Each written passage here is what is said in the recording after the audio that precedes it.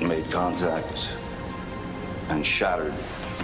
At some point, Chris locates what's called a dry bag. Law enforcement had considered Laundrie the only person of interest in the murder of his fiancée, Gabby Petito.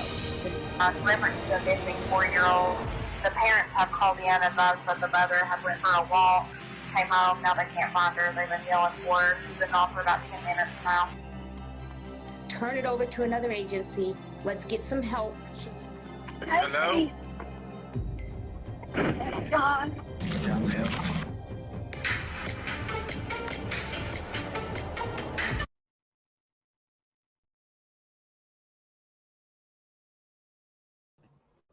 Good morning, everyone. Thank you for being here. And for those who are watching at a different time, thank you for being here. Sorry, I'm a little late, guys. I'm not going to lie. I was up really late editing some of the Brian Enton footage into this. I want this to just be some of the weekend highlights and just some information that has been given to us over the weekend, but just in highlight mode. So that's pretty much what I try to do for you guys, sort of like how, sports, ESPN has like a show that shows all the highlights. That's what I'm going to try to do for you guys here. So we have today in this little clip stuff that I put together, I've got the surviving roommate statement. I've got Kaylee's family's latest statement, Santa's mother's statement.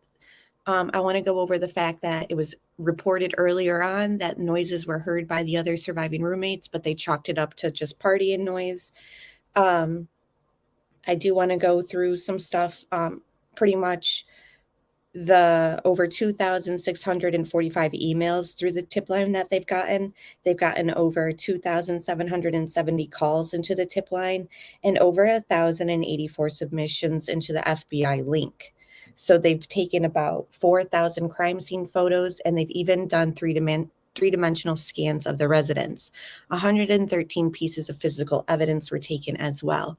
So while we play some of this stuff, I might pause it and just kind of elaborate a little bit more with you guys. Some of the clips I've even included that were law enforcement making statements early on that are still significant or still just puzzling and relevant still. So thank you all for being here. I'm looking at chat real quick, guys, because I want to get playing this. But good morning to Florida Bass Fishing, Ava, Terry B, Ashley Oaks, Princess, Megan Elsa, and everyone else who has joined us. Titanium Build, good morning. Good morning, everybody. CJ, it's good to see you. So glad you guys are here. So let me play the stuff that I've put together. I did watch the Brian Enton stuff. I pulled out the important highlights. And yeah, we'll just play that. And then it'll go into these other topics that I told you that we'll be talking about. So then I will revert back to my notes and we can just discuss and all that like we always do, okay? So once again, thank you guys for being here. And let me just play this pre-edited stuff for you. And then, like I said, I'll be pausing it and we can elaborate further.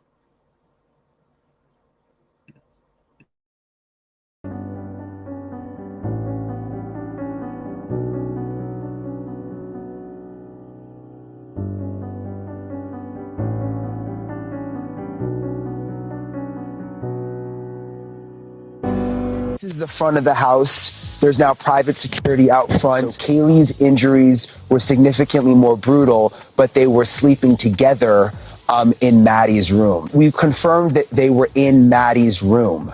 We've also confirmed that they were on the third floor. I'm going to have Mo show you.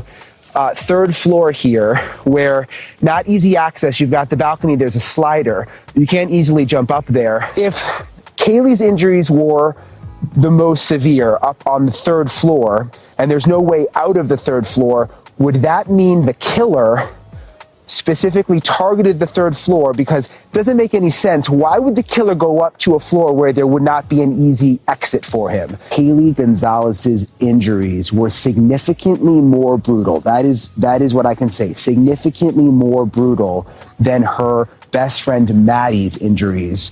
Hard part of the investigation is that many of the people that we want to talk to have gone home because they're students. And this was part from November that I wanted to kind of just revisit and re-listen to. So obviously this is Idaho State Police. This is their spokesperson for the media. I found this just in my files of clips, and I thought that this was interesting because he speaks about how investigating is hard at the moment because people that they want to talk to have gone home for vacation for the Thanksgiving break. I don't know, the more I'm looking back on things and the more I'm looking at this still, I'm feeling like the perpetrator is another student. Again, I don't know for sure. I'm curious what chat and replay viewers are thinking. Are you feeling like this is another student? To Maddie's injuries. Hard part of the investigation is that many of the people that we want to talk to have gone home because they're students, and so the timeline of this investigation has expanded because we have to travel, and so having those interviews at in people's hometowns takes a little bit more time. Still an active crime scene. So he's saying that they had to travel to do interviews. It looks like chat is feeling like the perpetrator could be another student too. And somebody was saying, I don't know, guys, I listen to so much stuff that I can't remember where I heard this, but they were discussing how, Thanksgiving break, perfect time to kind of premeditate something and then get out of there. You know what I mean? So if it was premeditated and they knew that the Thanksgiving break was coming up, it's just kind of perfect time to be like, well, I had to leave, or even if they did leave, let's say they have somebody in mind and they're like, okay, the fact that that person left to go home after the crime doesn't look as suspicious because everyone's leaving to go home.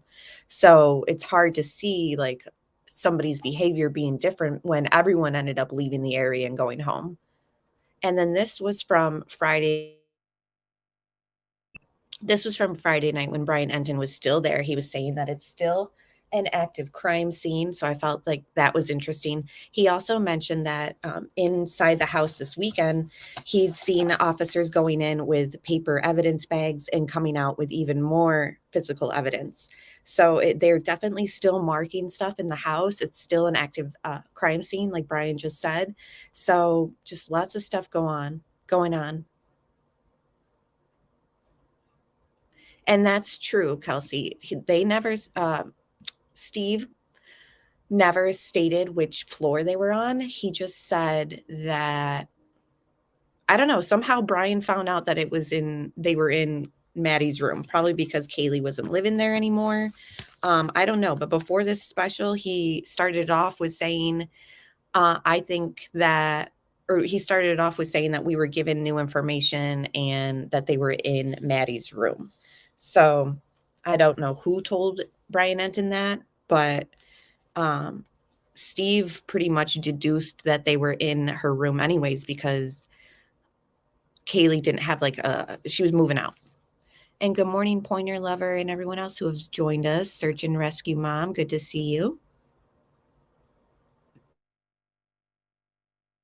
They've got the house taped off. There's always a police officer here. The police have said they're not going to be releasing any more information unless it's been thoroughly vetted and it won't harm this ongoing investigation. That report was from last night. So they have no plans to make another statement unless it's something that they feel won't hurt the investigation. So I know a lot of people were wondering, will we get a press conference this week? I'm hoping we do. I hope we get some answers. But as of right now, we have no suspects, no person of interest, no sketch of a suspect, nothing. I know somewhere Xana and Ethan are together, keeping each other company, watching us and telling us it's okay and that we have each other. Maddie and Kaylee, the inseparable duo, the two best friends that were like sisters. Over the weekend, investigators could be seen re-entering the crime scene. Through the window, we watched as they handled evidence markers. Later, they left the home carrying large brown paper bags. Family of Haley Gonsalves say it feels as if the police rushed to clear names from their suspect list. I just feel like there's been a couple individuals that were cleared very fast. That may not, maybe shouldn't have been. Now, obviously, I made this little visual on the left side of the screen. Now, these are all the things that everyone has been telling us are not related to this crime. So I want to leave that up there. I also want to say good morning to BLN. It's so good to see you. And Pointer Lover, any links that you need will be in the description box. But if a moderator could link the membership, that'd be great. However, I can link it too right now. Good morning, Melmac. We've been wondering where you've been and if you're doing okay. We heard there was some storms or power outages down there. And yes, thank you all for being here. I've got my coffee. Hope you guys have some too. Please hit that like if you haven't done so already. Police on Saturday dispelled circulating rumors of potential suspects. That includes the 2 surviving roommates, a man caught on camera close to the girls that night at a food truck, a rideshare driver, and an ex-boyfriend. And Natasha, one of the issues that these families tell News Nation is that the police just haven't been very forthcoming about the alibis of these people that were once perhaps listed as people that they might want to pay attention to, but have been cleared right now by law enforcement. So that really leaves these families to really wonder and speculate about the level of due diligence that's going on with this.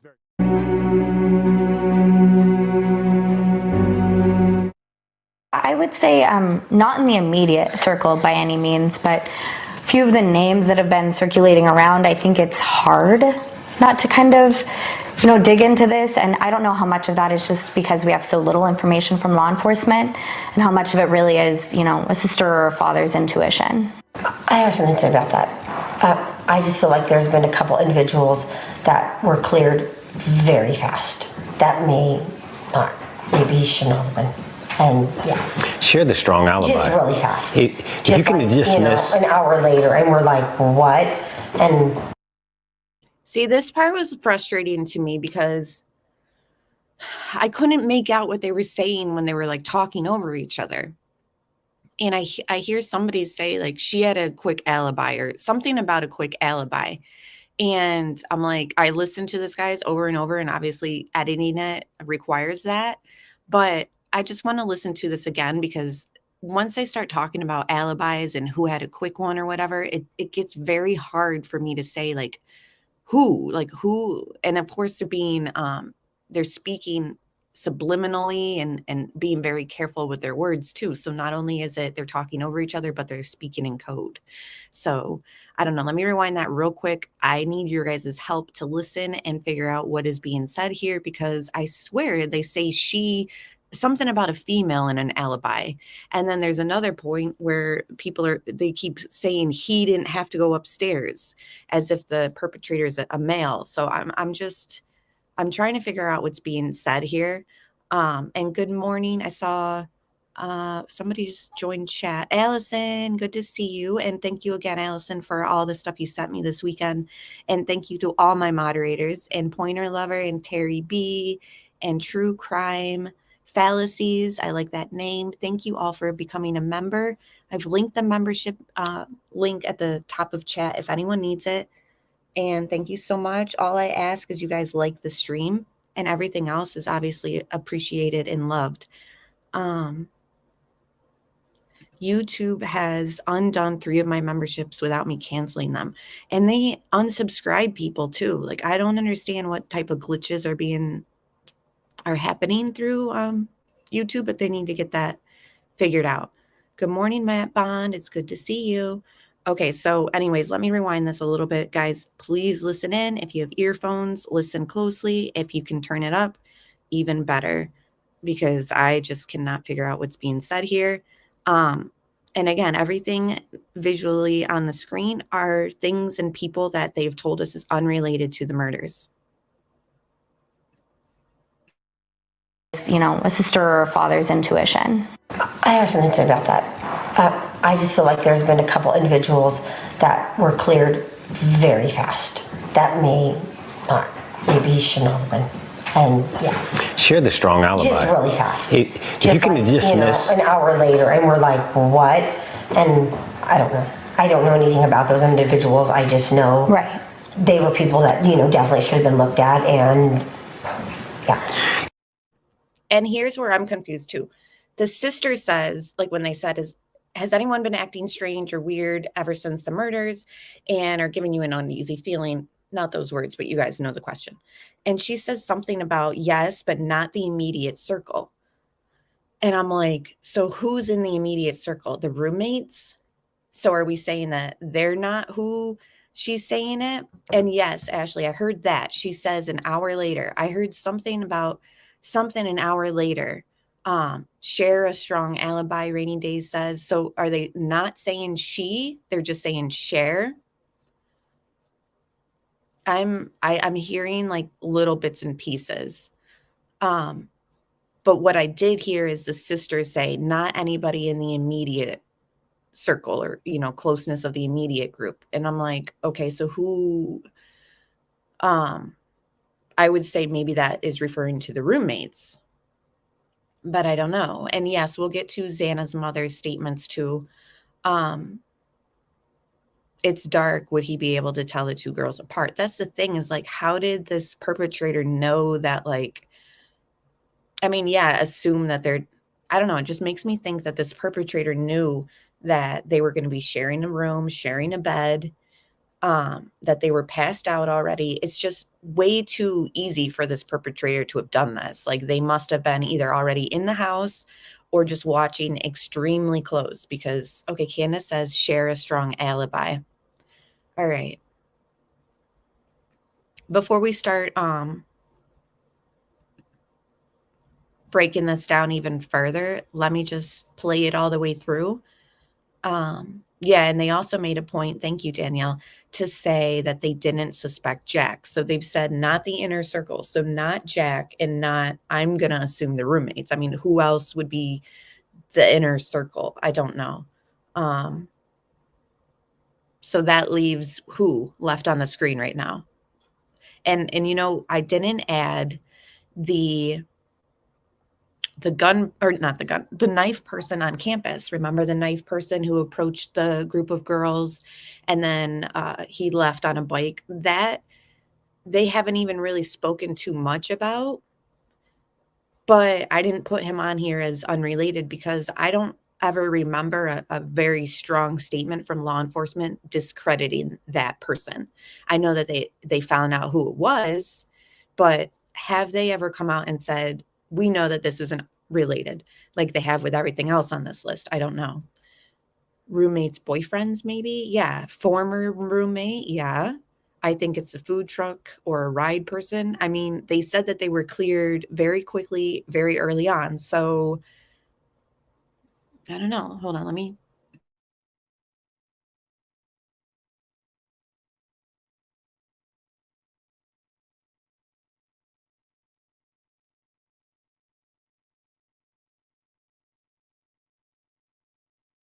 After I play this through, this pre-edit, I'll pull up the new stuff on News Nation this morning. It's nothing breaking news, but just some news segment, okay? It's only like 3 minutes, but after I do all this, okay?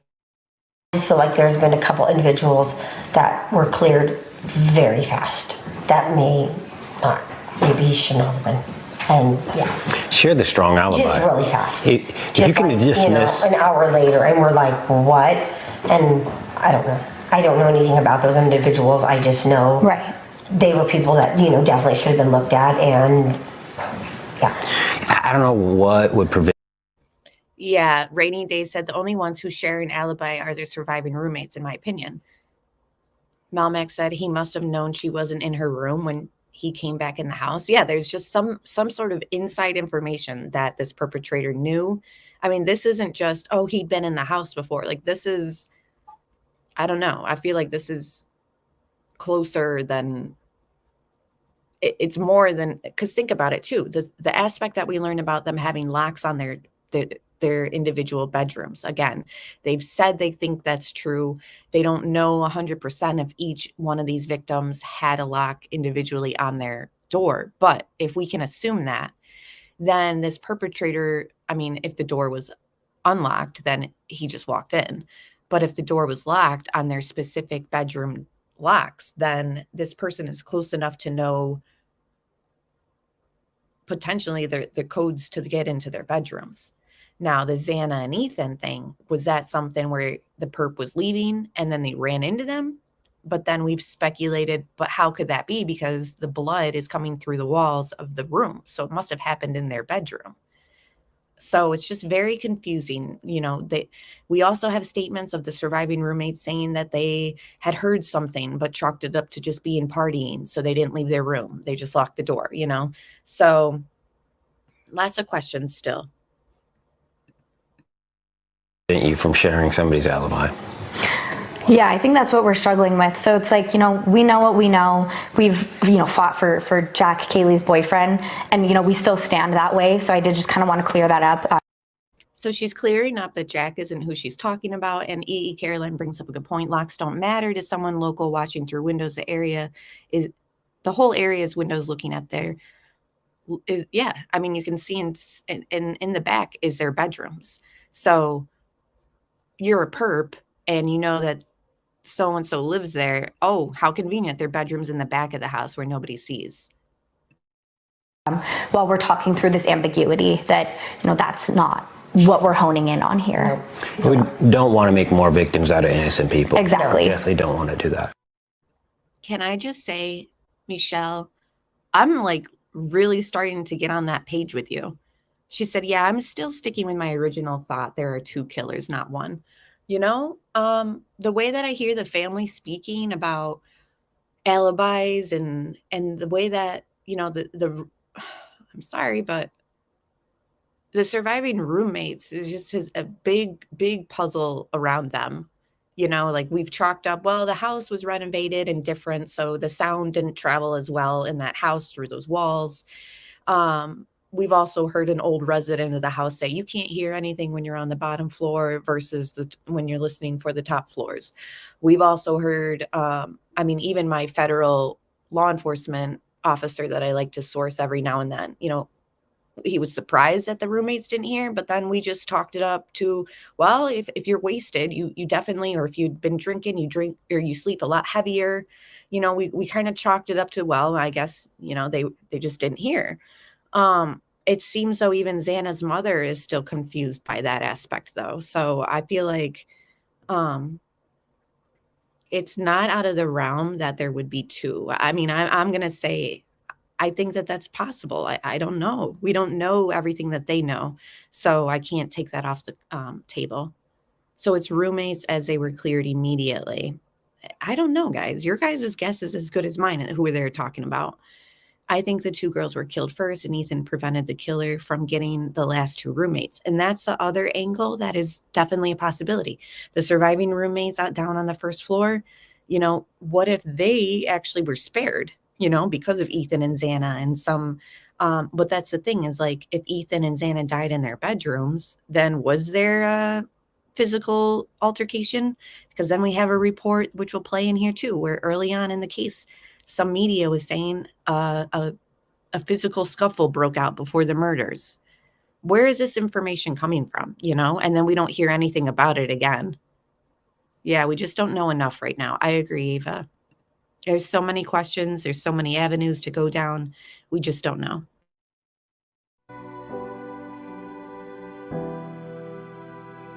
Teslas and some other vehicles have cameras that you don't even have to turn on and they're still recording. And there's some chips in there that you can pull data off. I know that's the way the Wi-Fi's work. So this individual could have came into these homes and partied and done things, and that data can be captured. There was some information. We were able to get that to the police officers. I think it definitely helped them. I know the behavior footprint afterwards, it did definitely get some more things in the works. I do have some inkling that there was some behavior difference. I call them a footprint. When you commit a crime, you do different behaviors. So who is doing different behaviors? Another interview that Steve did where I'm just like, okay, what is he getting at? What is he saying? So certain behaviors from somebody was strange to him after the murders took place. That's what I'm gathering. I've asked permission to give any of that out, and they told me no, it would not be beneficial. So I've held back on that, and I tried to keep my word. I'm sorry, behavior of her or someone she knew? Behavior of the victims. It could be a party, it could be anything around that neighborhood within that time that could help us. Behavior of the victims. So does that mean he's thinking somebody was messing with the victim's phone or something, like after they were allegedly dead. Like, I don't understand that. I don't understand that, guys. Good morning, allegedly with Brittany J. It's so good to see you. Hope you're doing well.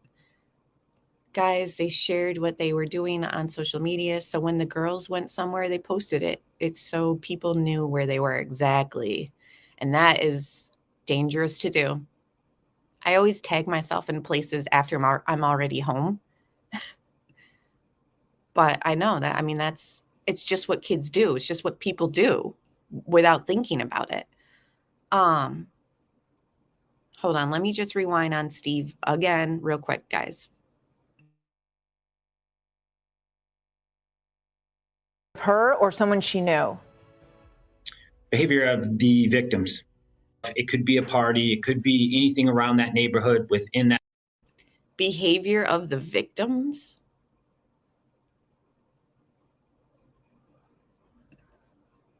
I don't know, guys. I'm puzzled by that. Her or someone she knew?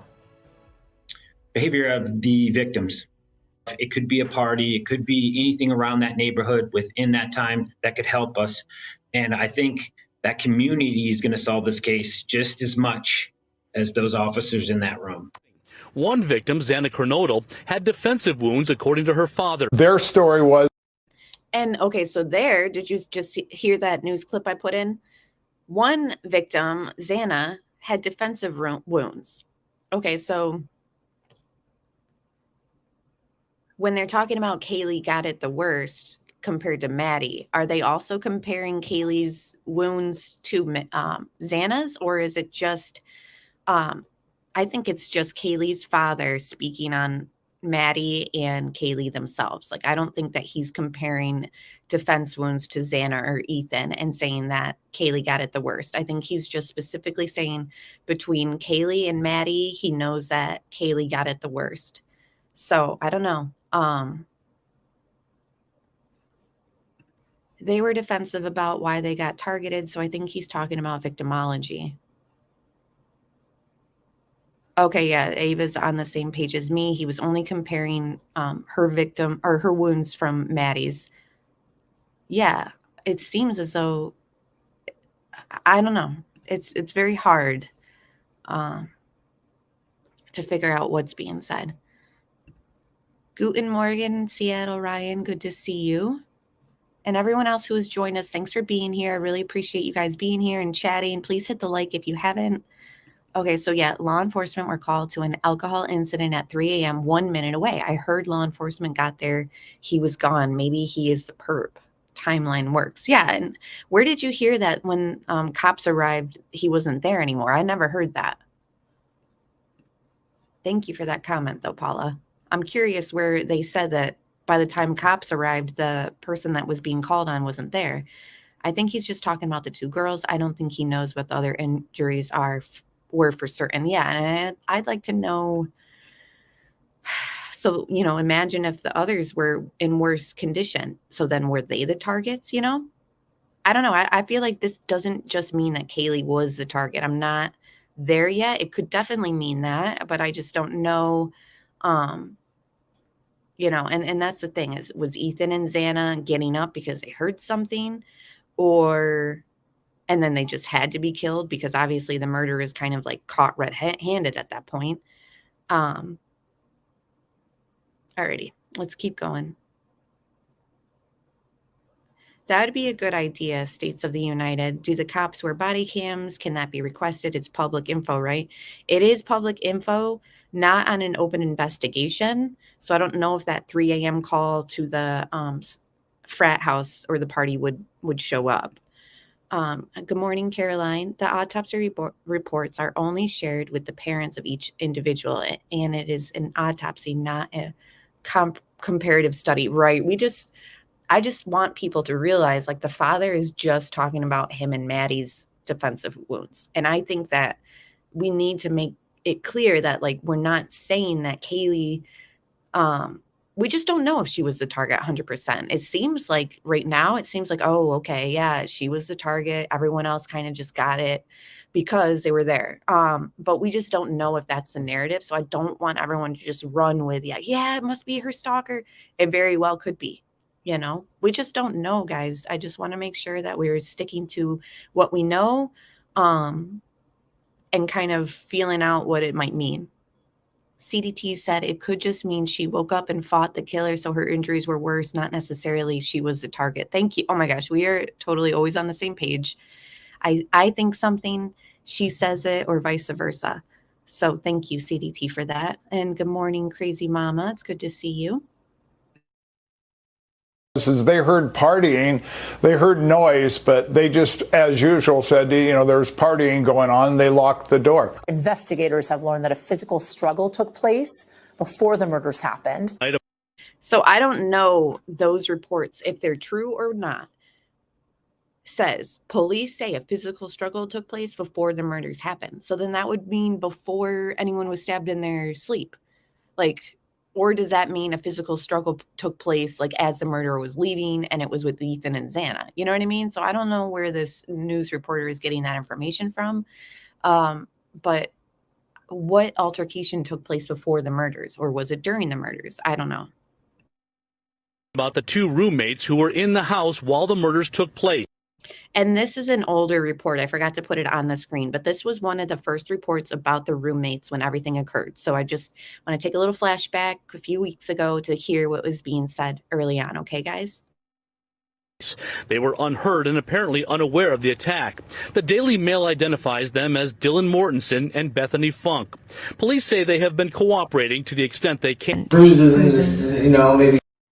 So it said police say that they are cooperating in the extent that they can. What does that mean? In the extent that they can. Hurt by the knife or whatever. Have the police been helpful to you, Kara? Honestly, no. They haven't said anything. I learn more on the news and on TV than they have said to me. Have you had a chance to talk with some of the other parents and share information? Not really. I've just been dealing with my family, and we've just been absorbing this shock. Well, what I do know is not nearly enough. We need more answers. I just know that there's GPS, NASA, to find out who went into that home that night. I know that. Why hasn't that been looked into? Why hasn't that been accessed?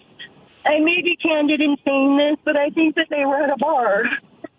Their father conveyed to me that he thought that they were at the bar at that night. So, yeah, I mean, that's what college kids do on the weekends. So I don't know for sure, absolutely not. I asked the investigators when they came and spoke to me. They were not able to offer me any answers. So she is speculating that Ethan and Xana were at a bar. So we're trying to fill in the timeline, right? We're trying to figure out, you know, we have that Ethan and Xana went to the party from 8 to 9, and then we don't hear about them again until they're home at 1:45. There are some Venmo transactions that were taking place on Ethan's phone in between there, I think around 11 o'clock. You know, so there is activity as far as, you know, their technology and digital forensics that they could help, you know, narrow. They obviously know way more than we do as far as where their phone was pinging and all that. So it's just a huge question, you know, and the mother is saying, I think they were at the bar. I don't know that 100%, but that's what college kids do. That would be a good assumption in my opinion. We don't know that 100%, but if they were at the bar and Maddie and Kaylee were at the bar, now is it the same bar? Probably. It's a very small town, you know, but college bars are the same in every town. They all hang out at this one area. So I'm assuming that they're all at the same bar, the corner bar, the corner club, whatever. We have one called Corner Bar. So that's where I used to hang out. So it's so funny to like hear their bar is called Corner Club or whatever. I'm like, oh, good times. But it's just, were they at the bar with them? Did something take place at the bar? And then Kaylee and Maddie go to the food truck. You know what I mean? So were they together all night and we just don't really know it in a way? You know what I'm saying? None. I just had a question about the other two roommates who were there on the first floor, and I just wonder, wasn't something heard, or the surviving roommates that were there, they had to have heard something. And I just feel so bad because she's just trying to make sense of this, in a way that we can't understand. We're trying to make sense of it from an outside looking in. She's under the impressions that the roommates didn't hear anything. But earlier in the stream and up until this point, I've been sharing with you guys news reports that are saying roommates heard something, but they chalked it up to being partying and didn't leave their rooms, just locked their doors. So I don't know. It's just, I don't know if like the mother is not hearing that or that just hasn't really been reported since. Remember, guys? I mean, those little clips that I'm playing for you guys are from like the second week, not even second, very first 10 days probably.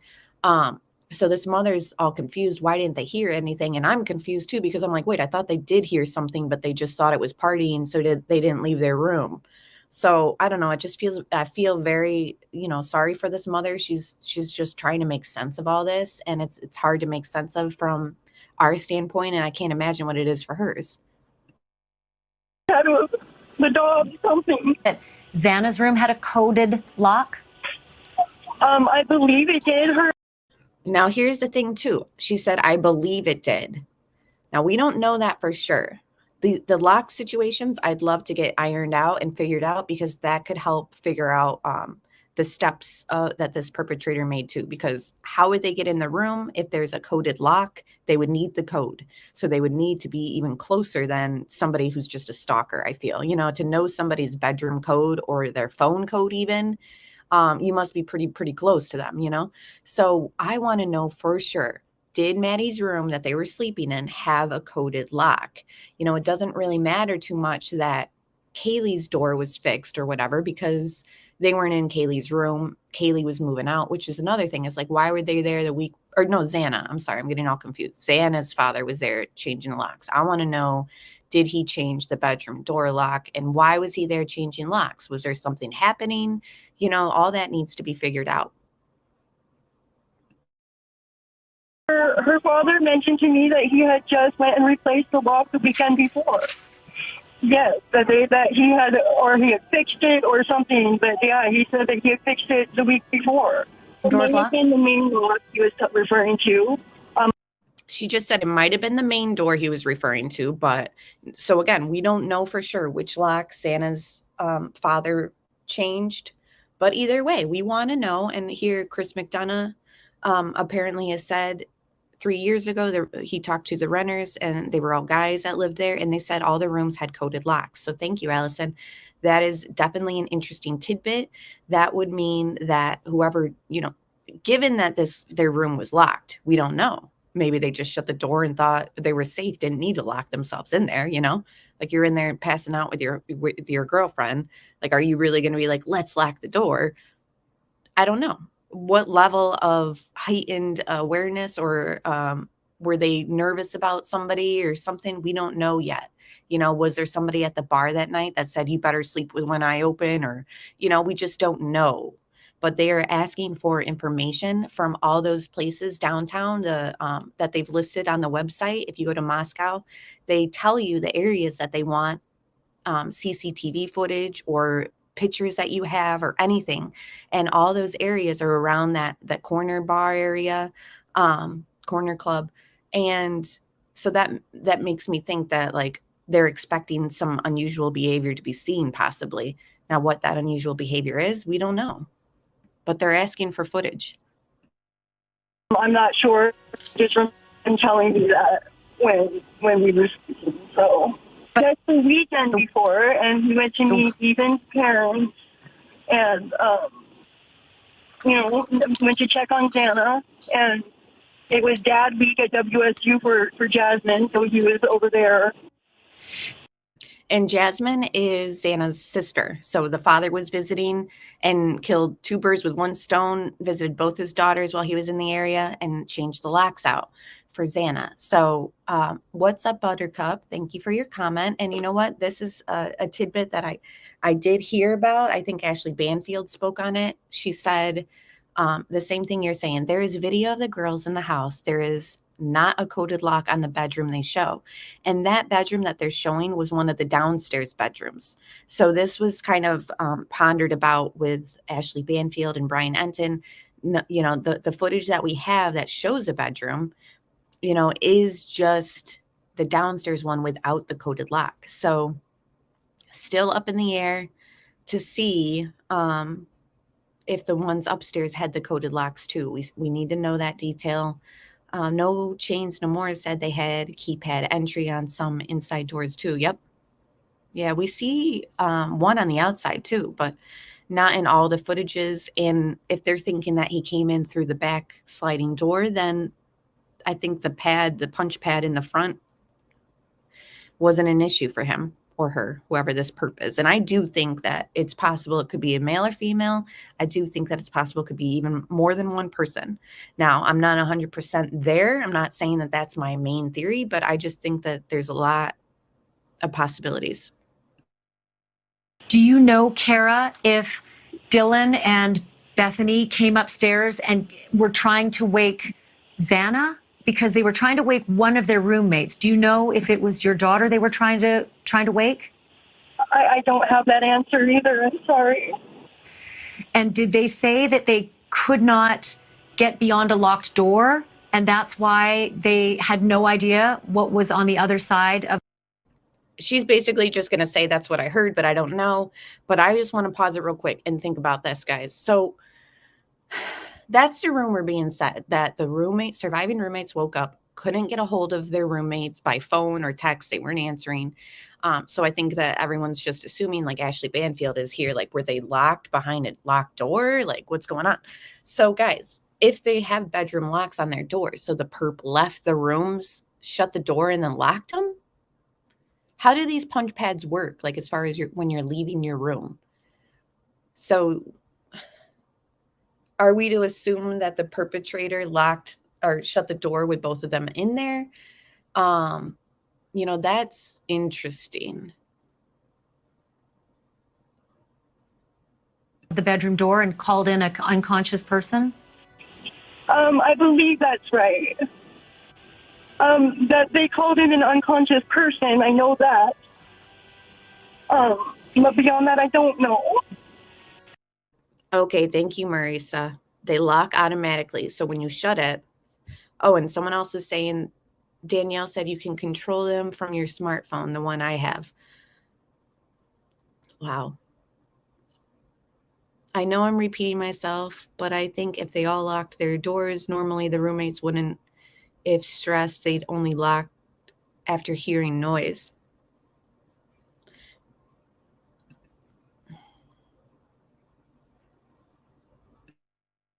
So it's hard for you to understand as well why roommates might not have seen the evidence of that crime.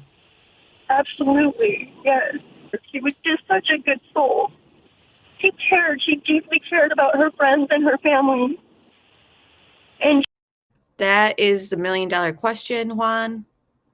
Didn't they see the pool of blood? I mean, yeah, we see the blood through the pictures on Daily Mail in the kitchen. I'm just like, there is a reason they are holding that 911 call very close to their vest, and it's not anything to. I get really bad ideas in my head thinking about what that 911 call was and what they were trying to, you know. And that's the thing, is maybe they said unconscious because they just couldn't bring themselves to say. I mean, not everybody sees a deceased person every day of their lives, you know? So it's kind of like where they just like didn't want to say those words because it's just too hard to even imagine or just to accept in a way, you know? I don't know. Bedrock, good to see you. Good morning.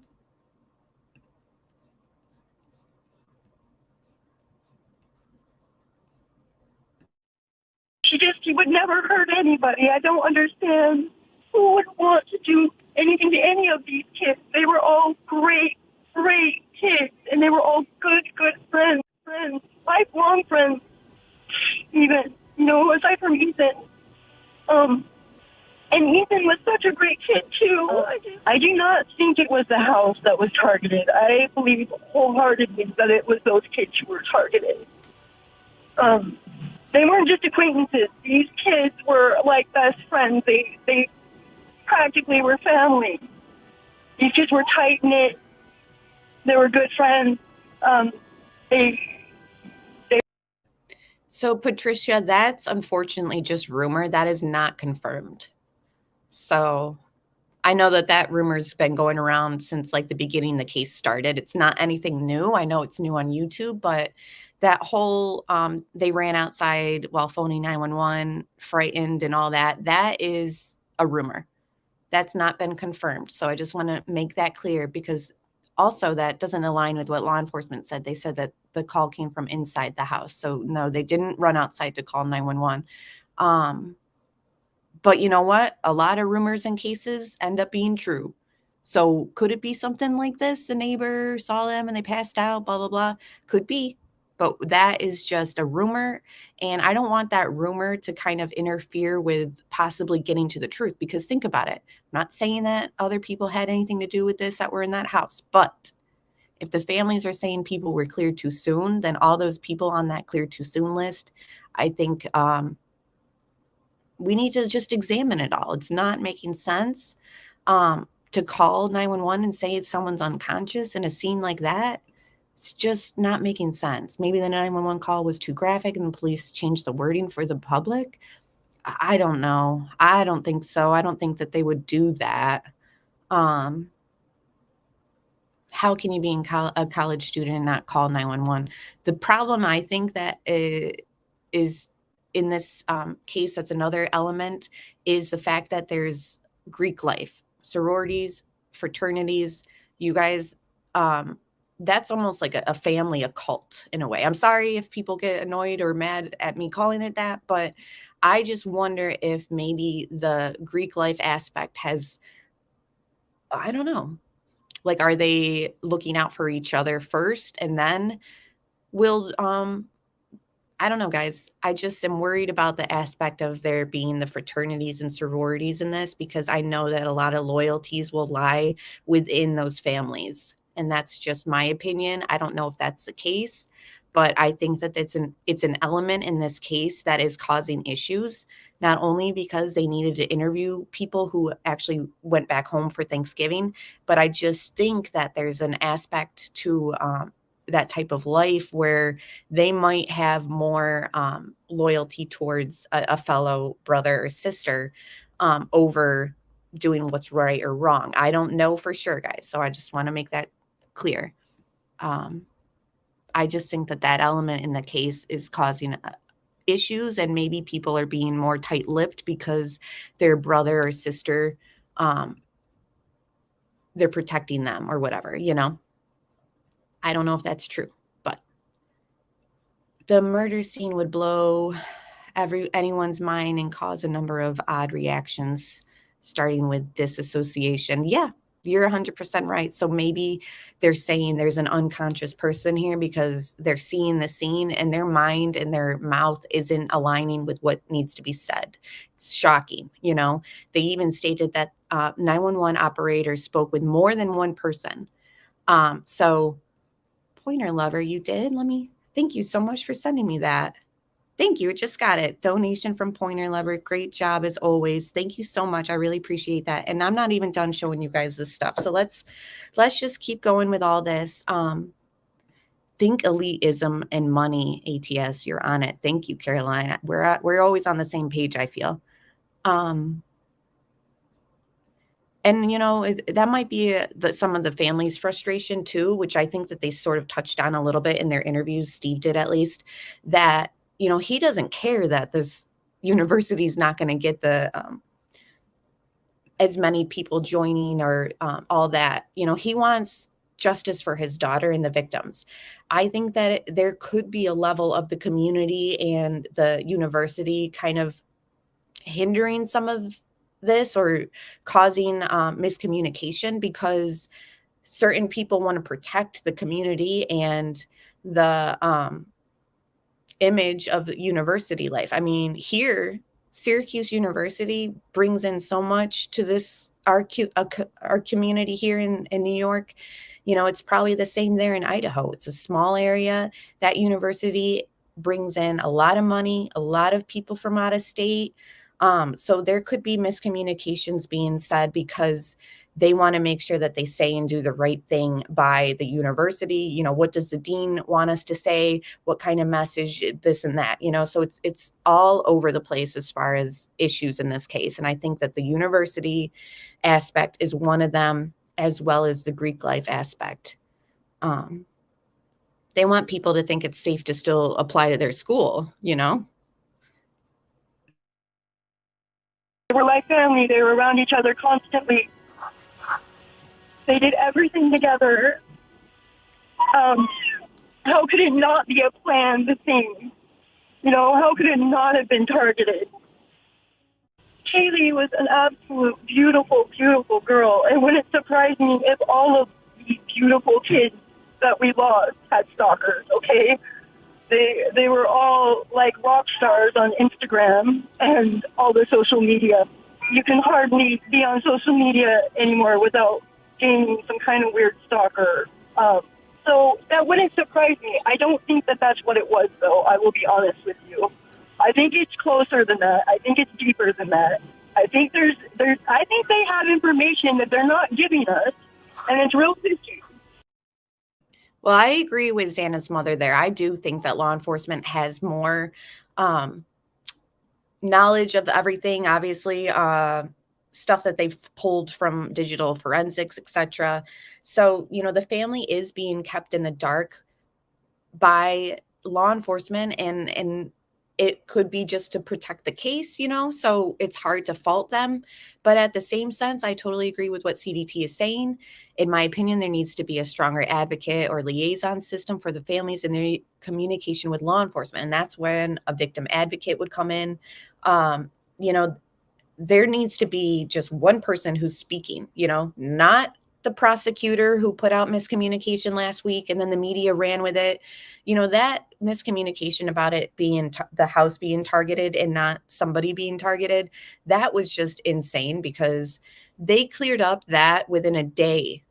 Brian Enton found out that the prosecutor said that that was miscommunication, and Idaho State Police said that that was miscommunication, yet they still ran with it. Oh, they're flip-flopping and targeted or not targeted. Like, no, somebody just spoke who gave the wrong information. So how about Aaron Snell, the ISP media person? How about you just make the statements from now on, you know, because it's just getting ridiculous. Like, I'm not even ex-law enforcement or anything like that, as you guys know, but I'm just seeing this as like communication problems. You know, have one person talk to the media, have one person speak to each of the families. Like, each family needs their own victim advocate or whatever, you know, like this is just, and then the father said something about them having lawyers or whatever. Like, I 100% think that this university has lawyered up, or I really think that something is involved with the frat or sororities, or something's going on with this university.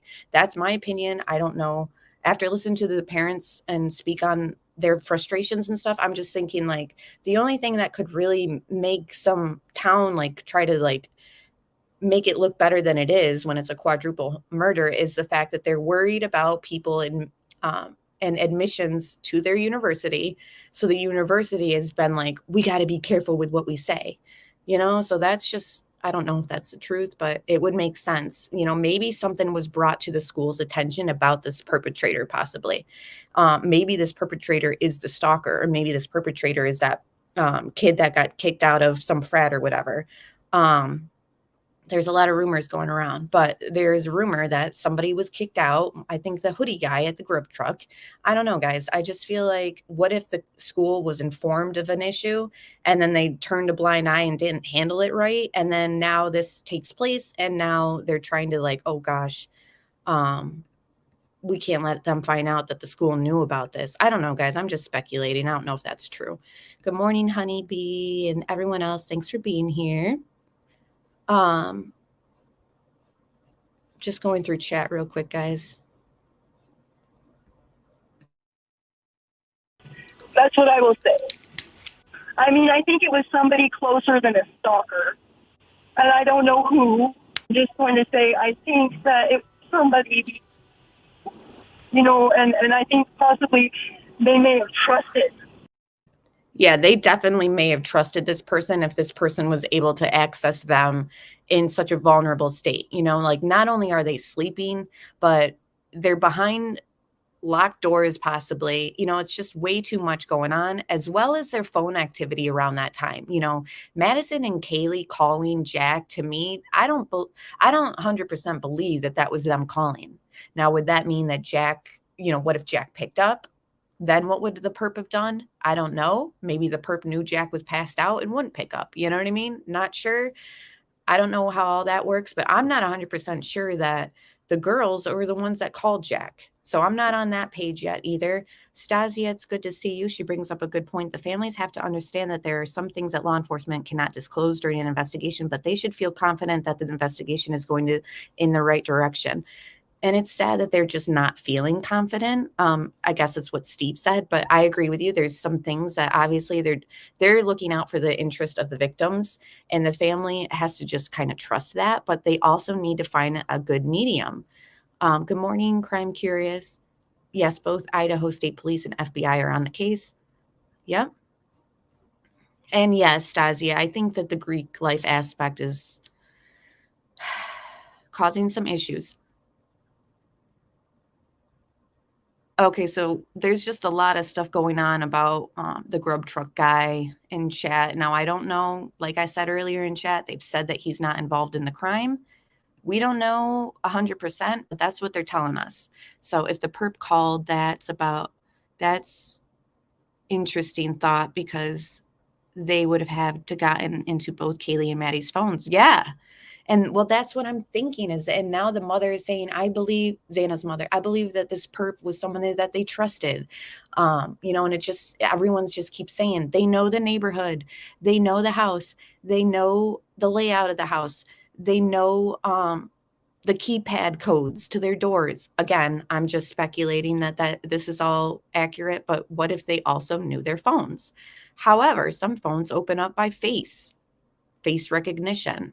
So, and we haven't heard anything about anyone being stabbed in the face or whatever. Hate to even go there, but, you know, I don't think something this brutal, I wouldn't put it past the perpetrator for trying to get into the phones. Yeah, allegedly with Brittany J. I kind of talked about that in one of my first lives, and then all of a sudden they cleared Jack right after. So she said, what if Jack called himself from their phones after the attacks? Just a thought. Exactly. You know, his phone is home, you know, allegedly sleeping, but he's in the house using their phones, calling his phone to make it look like, oh, I didn't answer, I was home sleeping. Again, they've said that they've cleared Jack. Well, they've said that he's not involved in this crime. They don't believe that he is related to this crime, was their words. The family, Kaylee's family, don't think that Jack's involved. But what if they're just saying that to kind of make him think that they don't think that he's involved? You know what I mean? That was the other thing I was thinking too last night when Kaylee's sister was speaking, and she's like, I just want to make it clear that I'm not referring to Jack. I was just thinking, like, what if they are referring to Jack, but they're just saying, like, not referring to Jack because they just don't want Jack to be tipped off, and they want law enforcement to think that they're not, you know, saying too much. I don't know, guys. I don't know. And I don't think she left a voicemail. People are saying she left a message. I heard she left a text message. Her family said she texted Jack and said, I need you to come over. That wasn't a voicemail as far as I know. That was a text message. We share a dog. You need to come over. That was a text message, not a voicemail. If anyone knows of a voicemail when she called him, let me know. Thank you, CDT. But yeah, I just want to get that out there that it was not a voicemail. So Mike, you don't need to be rude. Kaylee left a voicemail. Perp did use the phones. Laughing emoji. Okay, Mike, it wasn't a voicemail. So.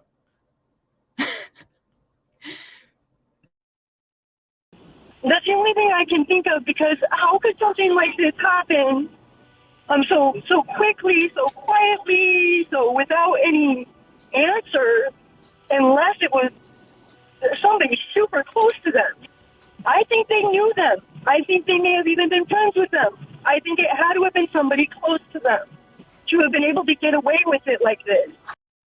And that's where I've also thought also is like, did this person like meet them at the house? Like, is that how close they were to this person? Like, because for me, you know, after parties, sometimes after you go out at that age, oh yeah, come on over. We'll do like a nightcap and smoke a blunt or whatever. You know, they're 20 years old. The night might not be over at 1:45 when they're all headed home, right? So was somebody meeting them at the house that they welcomed in? You know what I mean? Perhaps they were like hung out a little bit with him or her, this perp, and then said, okay, well, we're headed to bed. Have a good night. And then that person didn't leave or whatever, or they pretended to leave and then came back, you know? We just don't know 100%. Everyone's agreeing with Nicole's comment. Let me scroll up. No way that dad could be with Jack if he thought he did it. I think he would K him himself. Well, I agree there. But remember at one point in his interviews, which it might be in here, we have a lot to get through too with these little clips, guys, but I'm enjoying the conversation with you guys. He said something about, I can't just go to sleep every night knowing that I could go there and do something, you know, not verbatim, but he says something along the lines of like, he hints at like, he knows he's got a gut feeling and he's pretty confident about his gut feeling. And it's hard for him to just sit back, do nothing, go to sleep at night, knowing that he could actually do something about this. So I don't know if you guys caught that aspect, but he did kind of say something along the lines. Yes, Marco's, I think Kaylee's dad knows who did it. Yes, it is all speculation, Shea Benet, you're right. All right, let's go on. Yes, father's intuition. It just doesn't make sense. None of this makes any sense. It had to have been somebody they trusted that was, you know what I mean? I mean, somebody who knew the house well, somebody who knew them well. I will not take my final breath until this person is found and brought to justice for these kids, not just my daughter, but these kids and their families and their friends. We all deserve answers, and the person needs to be brought to justice. Around between one of the fraternity members and the girls. One of them unfortunately witnessed the death. Witnesses tell me that it may have well been preserved because the phone was passed around between one of the fraternity. So this part here, I'm sure you guys heard it. This part, the reporter starts talking about speculation that he heard or rumor that he heard, and he's asking them if what he's saying is accurate. So I just want to listen again, rewind it just a few seconds and listen to all this because I find it interesting, even though it's not confirmed what he's saying. I'm just like, where is this coming from? Witnesses tell me that it may have well been preserved because the phone was passed around between one of the fraternity members and the girls. One of them unfortunately witnessed the death, the body there. Can you confirm that? We know nothing about that whole phone call. We've asked, and it's, I mean, I know that a lot of people want to know, but that's just not our agenda. We just are like, somebody called 911, somebody was reported unconscious. We don't really know. I mean, we've heard so many different things and nothing has been clarified or been told to us at all. And I mean, I don't know if I personally have asked anything about that. I don't know if you have asked that, but we know that this is getting 3 weeks in and it's starting to get, we don't want it to go cold. We're reaching out. I've reached out to friends down in California today that have connections that we're hoping to raise some money to get a reward, to get a private investigator. Third party. So they want a third party. They want somebody else to take a new look at this. They're feeling that the university, something fishy is going on. Honeybee said, I thought one of the roommates that next morning called. So they used a roommate's phone. Allegedly, it was just their phone that was used when they couldn't reach one of the girls. And this is all just stuff that we've heard through Steve, Kaylee's father. And since they couldn't reach them by phone, they were tipped off as like something's wrong, alerted, and then they called 911. But the roommates weren't the ones that called. It was just their phone. They called somebody else over first. They summoned, is how law enforcement is stating it. Roommates summoned friends over, and then they called 911, and it was passed around. So multiple people were on the 911 call. It doesn't seem like any of them were the roommates, but it was the roommate's phone. So I don't know if this guy is talking about them passing around the phone as like something that we've kind of theorized on, like, why were there multiple people on the phone? Like, was this something where I just don't know. I don't understand why it would take multiple people to do a 911 call. But yeah, Julie, I'm feeling the same way. I don't understand why there's no reward set up. And that's the thing, is like, do they have a good hunch on what's going on here? So they just didn't bother putting a reward up?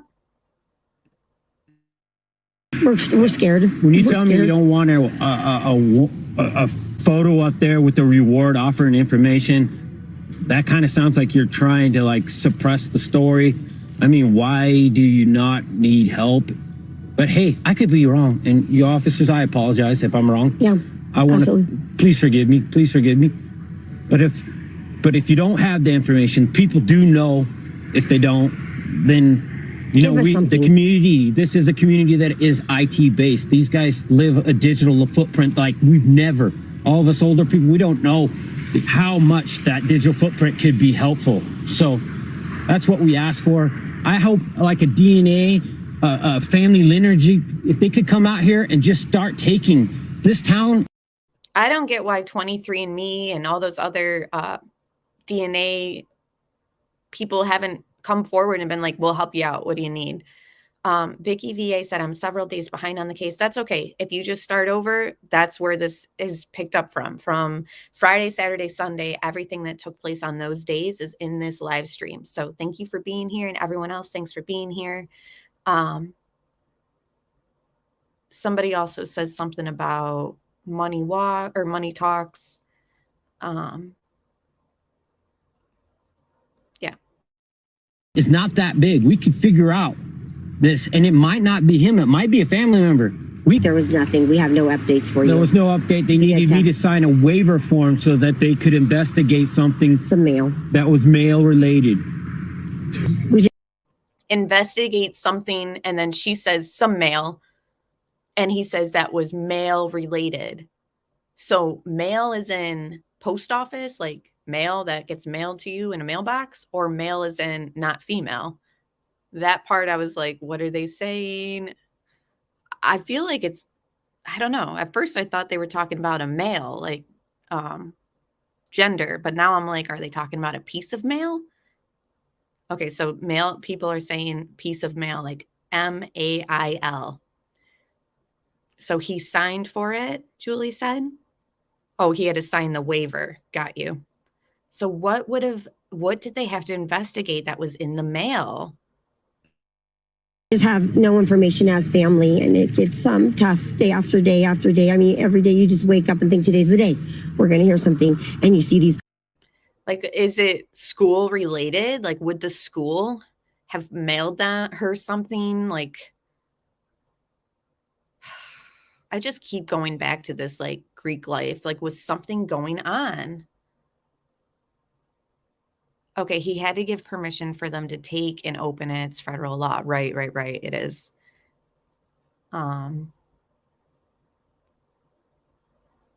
Okay, that's a good theory too. And this is just a theory. Mail, someone said stalking letters are common. Interesting, Marco. Definitely could be a stalking letter. Good morning, Open Minds. It's good to see you. Something suspicious in the mail. Okay. So that's interesting. Oh, there's a break in the case, and it'll just be something stupid. The sixth person in on the lease that was never there. Stop playing games. This is serious. These are people's lives. So that part I edited in because I just thought it was great. Like they were annoyed with finding out more stuff through the media, and she said, you know, and it's always something stupid at like the sixth roommate, and he's saying that didn't even live there, and they were kind of mocking the media a bit for like running with little stories that are nothing but then labeling it as breaking news, which I can understand. That would be totally frustrating. It is just as a viewer, not even like the parents of the victim. I'm annoyed by it. I'm like, breaking news. And then I'm like, I mean, it is noteworthy that there was a sixth person on that lease. Okay. But the family's feeling like it has nothing to do with it. But who knows? They're looking at it a different perspective. But I just thought that was interesting. And he's like, just knock it out, or come on, guys, or something. It's like, I wanted to include the father's frustration because I think that was aimed at the media, and I feel for them. Have told us that it was targeted, but they told us they can't tell who. We asked specifically, and they said, we'll try to get that information to you. And they got back to us a day or so later, and they said, we're sorry, we can't give you that information. But then a day later, we saw in the news that it was not targeted, or they think the whole house was targeted. But I'll cut to the chase. Yeah. Their means of death don't match. Maddie's, they don't, and Kaylee's cause of death, it does not match based on the autopsy report. They don't match. He doesn't have to go up the steps. Let's stop playing games, guys. I need somebody to step up and be an alpha. Be somebody to be a leader. Don't make me do it. I don't want to do it. He doesn't have to go up the steps. Their points of damage don't match. I'm just going to say it. It wasn't leaked to me. I earned that. I paid for that funeral. I paid for that. It's my right. You ain't taking that from me. Calm down. If you don't want to say nothing, that's your bet. But don't say I'm leaking anything. I paid that bill. So who would tell him that he's leaking something? Law enforcement? And now what do you guys think he means when he says he didn't have to go upstairs? Don't make me do it. What does that mean? What does he mean?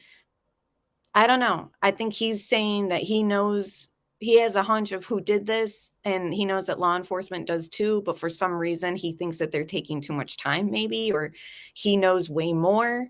And they know way more, but he's confused why they're like keeping things so quiet. I don't know. Yeah, it is a wild statement. For me, using my most powerful hunch skills, I figure the involuntary timeout guy is likely the suspect. The guy who they said that they kicked out of the frat party or whatever, right? I know everyone is feeling for the father. And Scoos the Sleuth, thanks for becoming a member. I'm happy to have you. I know you do good sleuthing, so I'm happy to have you here on the team. Yeah, he is pissed. Yes, ATS, he thinks he knows who did it. Sent my daughter to college to get an education. She came back in the box, and I can speak on that. I don't even know how he even said that sentence without falling apart. That was just, even, I heard that the first time and I was like, wow. Then when I was editing it, I mean, I teared up. It's just the pain and frustration. It's too much. Don't make me do it equals don't make me take matters into my own hands. It seems like that's what it is. Like he's at his brink. Like he's been pushed. He has an idea of who this might be, in my opinion. So yeah, I'm thinking I'm on the same page as you guys there. So it's crazy. You know, the amount of stuff that he knows, and then law enforcement knowing even more. You know, they have to do the forensics. Like Tommy said earlier in chat, these forensics and stuff, it takes time.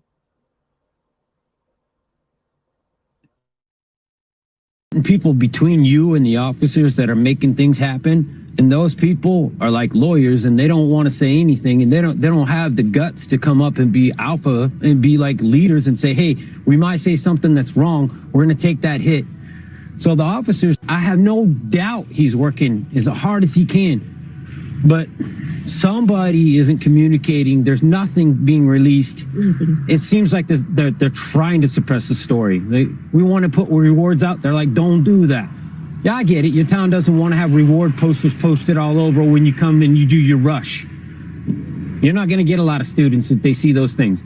But this community is not going to heal until this guy's pulled off the streets. I think that it's going to take a lot more than this perp being caught for this community to heal. Unfortunately, I hate to be a negative Nancy, but it's just that house should definitely be bulldozed down. I don't know the deal is like who owns it or whatever, but I just cannot imagine anyone wanting to rent that again. And thank you again to Julia for the PayPal. I just got the message. Thank you for all your hard work. I appreciate you very much for sending that. So thank you so much. And yes, give me a thumbs up. Hi, Marar. It's good to see you.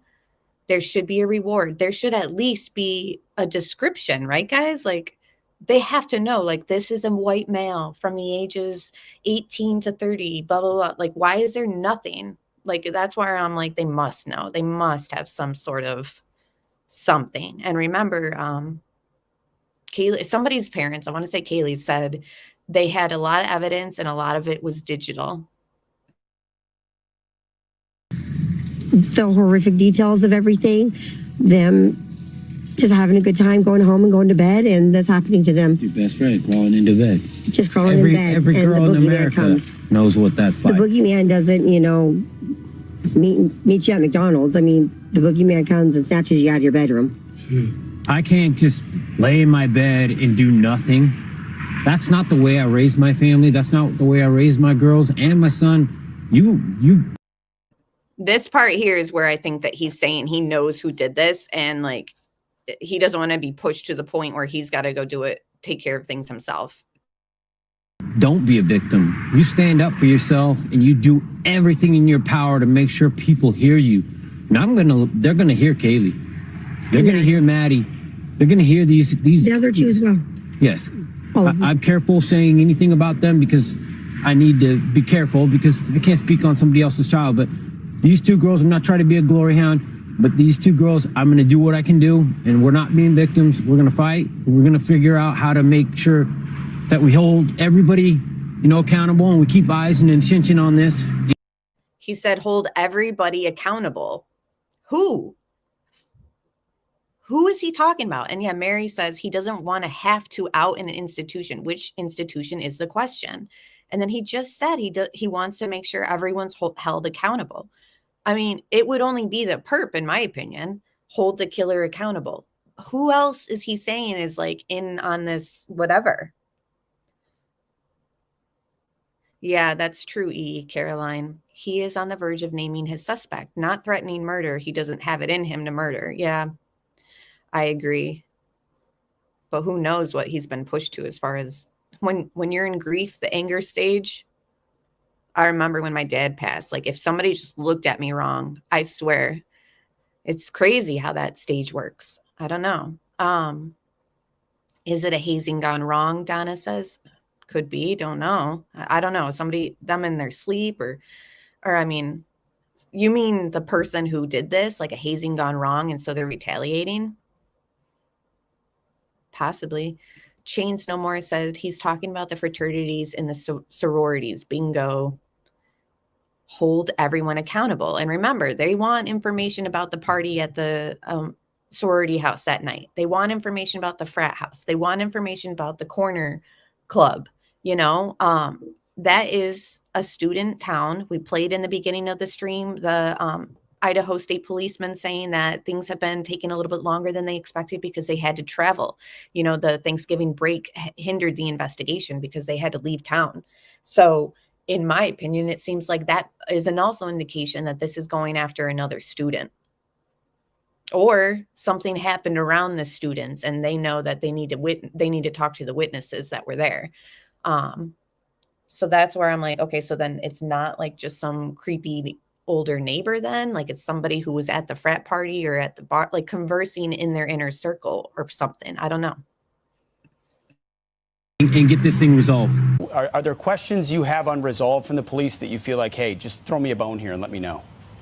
For sure. I mean, alibis, just share the alibi. If you're not sharing an alibi, to me, it tells me that you're not 100% confident that it's going to stick, or you have somebody who's going to come forward and say, hey, I don't know what he told you or that person's alibi was, but I have this information. I have something. So if you don't share the alibi, it makes it a little bit harder for us to just let those go. And I've said it before, I don't want to make victims out of just bystanders and witnesses. So I just share those things, and that would help. And I just wanted to read some of these comments. Jacqueline, we wondered that earlier in chat. Wonder if the person did it intentionally right before the big break. I mean, it's the perfect time, right? Then you have a reason to kind of flee the area. Oh, I'm not fleeing. I'm just going home for Thanksgiving. Jules said, I think he's talking about law enforcement in the university and city holding back clues that could help. Yeah, Tommy, thanks for reminding us, because that is something we need to keep in mind. We might think that they have nothing, but at the same time, there are hundreds of samples being tested. This could take months. And we've seen the state that the house was in, a typical college house, right? There's going to be a lot of stuff to kind of sift through. Whose cup is this? Whose fingerprint is that? When were you at the house last? We found your DNA there, blah, blah, blah. You know what I mean? There's a lot of interviews that got to be done. The interviews, too, are very time consuming. Thank you, Marar. I really do have the best chat. Thank you. I agree. And thank you all for being here, guys. And CDT, let us know if you're going live later, because after this and that little clip I'm going to play from News Nation, I'm going to be concluding it. And I'd love everyone to join your chat later today, or if you're going live, and let everybody know. I can't. I asked for permission to do just that, and they said no. So the media asked him, can you share who the target is? And he asked them if he could, and they said no. Obviously to protect the investigation, but that means that they know, somebody was the target. I probably disclosed information that they wish I wouldn't have said. I'm not going to go sleep in my bed knowing that I could get up and I could go to town and I could do something. I could get up, go to the town, and do something. So it seems like he has an idea. And I'm not going to go away, and I hate to be a pain, but as a father, I just can't even sleep thinking that I could be doing something. So that's why I'm up. Understandable. Wow. Let me ask They've said the entry point was the slider or the window. It was in the middle floor. So to me, he doesn't have to go upstairs. His entry and exit are available without having to go upstairs or downstairs. Looks like he probably may have not gone downstairs. We don't know that for sure, but he obviously went upstairs. So I'm using logic that he chose to go up there when he didn't have to. And I can kind of tell by my daughter's texts, messages. She did call 911. She wasn't saying anything along the lines of like she had heard something or she was in fear. So I'm just putting the dots together. As far as the investigators, they're very tight-lipped and they're keeping everything close to their vest. And I understand that. And I'm probably not the right person to share all these things with. So I'm just trusting them that their case is super tight and they don't really need to reach out to the community. And, all the evidence is right there in that home. I do not feel confident. All the evidence is right there in that home. So, he could be referring to what he mentioned in the other clip that I played earlier in the stream, the digital forensics. Like when you walk into somebody's house and, you're hooked up to their Wi-Fi or whatever, now it's on record of the router or whatever that your phone record shows that your phone hooked up to the router at this residence, so that it can be so many different things that he's saying about the evidence is all in that home. Could be DNA, could be, the other types of evidence. And that's why I push the envelope and say a little bit more. I hate to be that guy, but you know, there's a job to do for everybody. Has a job and a role to play, and this includes, this is my role as the parent. I did sit down with the investigator, the lead investigator, and I looked in his eyes, and I got a sense that this guy was going to do everything in his power to figure something out. But if the evidence isn't there, that's the part that I'm concerned. And then there's layers of separation. The communication is not the same as the boots on ground. All the officers that are out on the streets, those guys that are working their tails off, but there's a different person to do the communication. And that guy's sitting with the lawyer, and that guy's sitting there telling him, you know, you got to protect things that are beyond the case, like the town and the community and the college itself. Those. Good morning, Marshall Dove. She said, too late. Mondays are no friend here, starting from the beginning. Well, thanks for being here. And hello, Corey. Good morning to you and everyone else who has joined. And don't worry about being late, because I almost slept in and totally would have ditched you guys all. Those don't matter as much to me. I mean, I definitely don't want to hurt them, but I have an agenda, and I'm not going to let that story fall apart just because they don't want wanted posters, you know, on their next rush of students that come into town.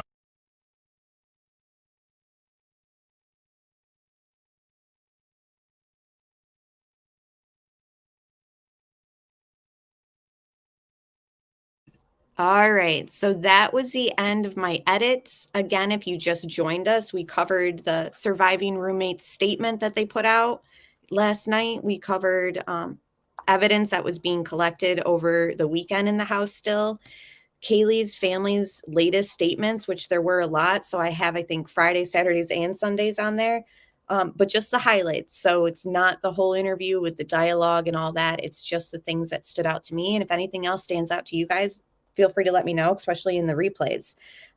There were noises that were reported by the roommates, but they chalked them up to be partying noises, and they locked their door. And that was something that we've heard in the media, and we kind of revisited those statements. We also revisited the statement by Idaho State Police, where they said that they had to leave to do interviews, which was slowing the investigation. So those were noteworthy things. Obviously, the emails, over 2,000 emails and 2,000 phone calls to the tip line.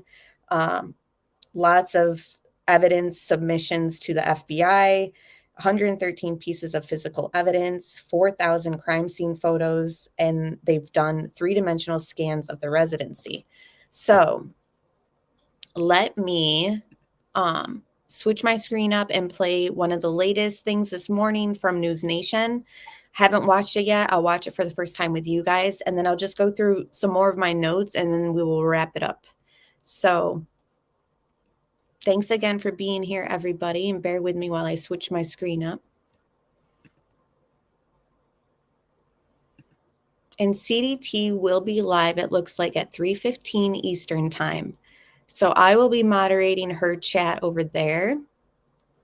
And we can continue the conversation this afternoon there, okay? So this came out this morning. It's titled, Idaho College Killings, Parents Tell News Nation They Are Frustrated, which we've known, but this is new. So let's just watch it together.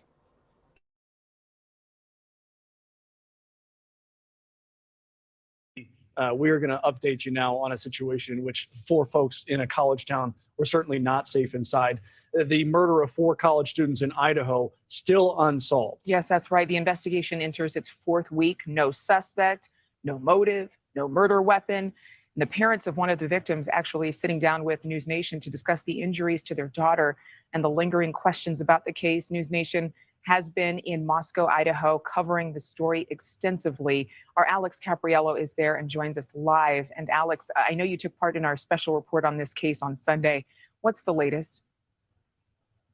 Yeah, good morning to you, Adrian. We had a bit of breaking news that we shared last night during the special report, and that was the fact that Kaylee's injuries were more significant than that of Maddie's. That's her best friend, the other young woman that was found dead in that same bed as her. Obviously, that's huge information and could really move this investigation forward. The police really haven't disclosed much since their last press conference about a week and a half ago, and they say they may keep it that way unless the new information that they present has been thoroughly vetted and won't harm that ongoing investigation. So the ISP seems to be Idaho State Police. This is the second time this guy has stated the police have said that they're not going to come out and make a statement about the case unless, you know, they really need to. They just don't want to jeopardize the investigation. So it seems like state police is subliminally, or in my opinion, doing the opposite of what Kaylee's family is doing. Like, they're like, we're not going to come out and make a statement right now. So it just seems like through the media, state police are kind of saying, like, you guys can, I'm sorry you're frustrated, but we're not coming out to say anything right now, because this Alex reporter last night said the same thing. So Sunday and Monday, law enforcement right now is saying we're not coming out to say anything. So seems like they're kind of like, okay, sweet and sleuthy, I overslept too, no worries. It just seems like they're pretty much not appeasing the family, I guess, in my opinion. Like, they're just kind of like, sorry, I mean, we're not going to come out and say anything.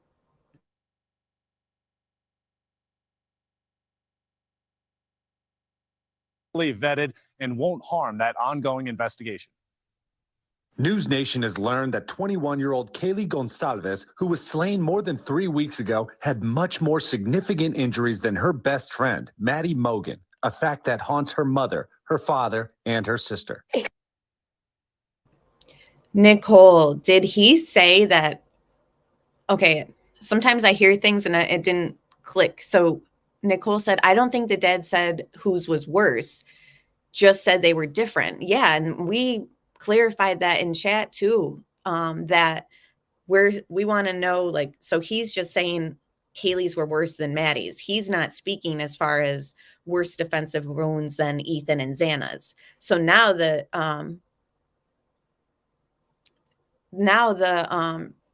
media is kind of making it seem like hers was worse overall, because that is also something that I feel like needs to be reiterated, that, like, that's not exactly what he's saying. It could be the truth, but it's not exactly what he's saying, right? It's terrible. I cannot fathom in my head what kind of person did this. It's capable. And why. I can't sleep at night. I lay in bed pondering just millions of different scenarios. The family sat down with News Nation's Brian Enton, where they shared some of the issues they have with this ongoing investigation. They wondered if law enforcement cleared some people too early, and why the police haven't privately disclosed their alibis to the families of the victims. I just feel like there's been a couple individuals that were cleared very fast. That may not, maybe he shouldn't have been. It makes sense if there was some bad behavior that they did. Let's say, I don't know, they came from a strip club or something, and then somebody followed them home. That's a targeted thing. That's what comes. I've had innocent people that were interviewed that were their neighbors, and they said, I'd be a lot more scared if it wasn't targeted. The mother of Xana Kernodle shared her thoughts with News Nation's Ashley Banfield. I do not think it was the house that was targeted. I believe wholeheartedly that it was those kids who were targeted. They weren't just acquaintances. These kids were like best friends. They practically were family. These kids were tight-knit. They were good friends.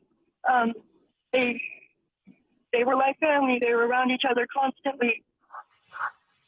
They did everything together. How could it not be a planned thing? You know, how could it not have been targeted? Over the weekend, News Nation captured new video of investigators combing through the crime scene. We watched through the windows as they handled evidence markers. Later, they left the home carrying large brown paper bags. Detectives have sorted through nearly 3,000 tips and poured over 4,000 crime scene photos, trying to make sense of the information they have. And still, there are no suspects and no persons of interest. And this case has drawn significant national attention. For example, it's generated more than 116 million TikTok videos using the hashtag Idaho murders. Obviously, the police are really hoping that that type of discourse actually helps move this investigation forward. They hope people come forward with tips saying no tip is too insignificant.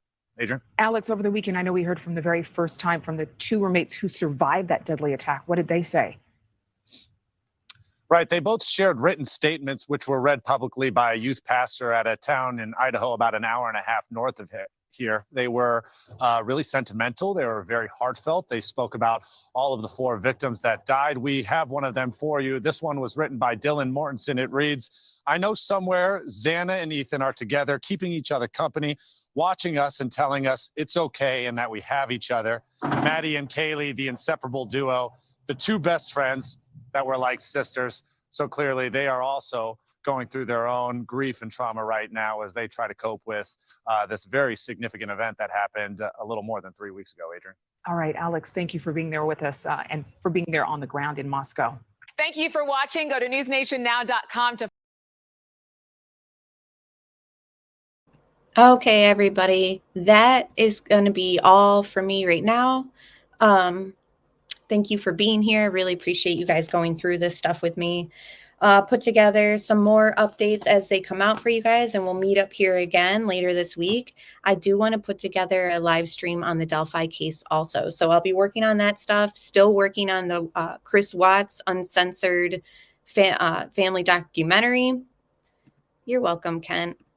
And thank you all for listening. So I just got some stuff I'm working on behind the scenes. I'm wrapping up that documentary. It'll be done this month. Not sure the date, but there'll be a lot of information on that case. Even though the case is over, a lot of my channel and subscribers followed me from the Watts case. So I just want to compile my research and information there. And then I'll be done with that documentary soon.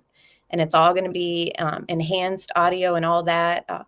Better than you guys have ever heard the Mistress's interviews, because I'm just taking out a lot of the sound from the static in the interview room and all that. So we'll be following this case, obviously, and many others. Stay in touch, guys. We have a Facebook group.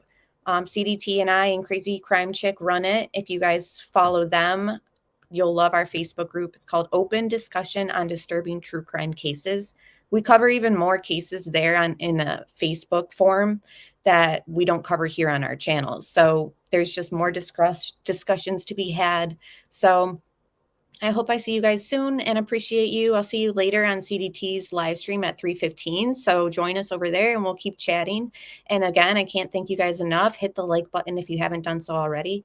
And we will be discussing things later this week. So you guys enjoy your week. Have a good week up ahead, and we'll talk back again very, very soon.